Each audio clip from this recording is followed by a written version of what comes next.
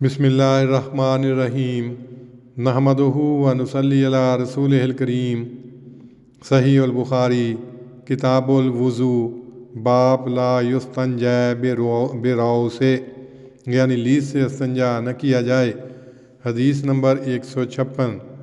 حضرت عبداللہ بن مسعود رضی اللہ عنہ سے روایت ہے کہ نبی صلی اللہ علیہ وسلم قضائے حاجت کے لیے گئے اور مجھ سے فرمایا کہ میں آپ کو 3 پتھر لا دوں۔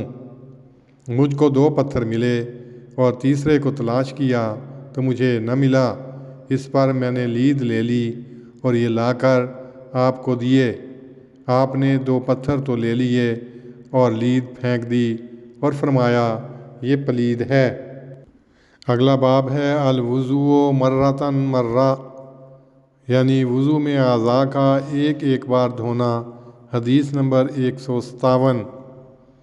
حضرت ابن عباس رضی اللہ عنہ سے روایت ہے کہ نبی صلی اللہ علیہ وسلم نے ایک بار اعضاء دھوئے۔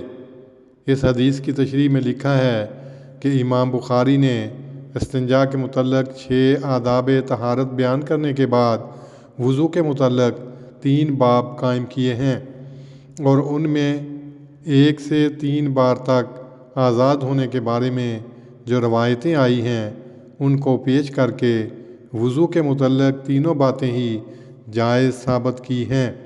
اس سے معلوم ہوتا ہے کہ شروع میں جو وضو کی بحث اٹھائی تھی وہ محض وضو کی تعریف و تجدید بیان کرنے کے لیے تھی۔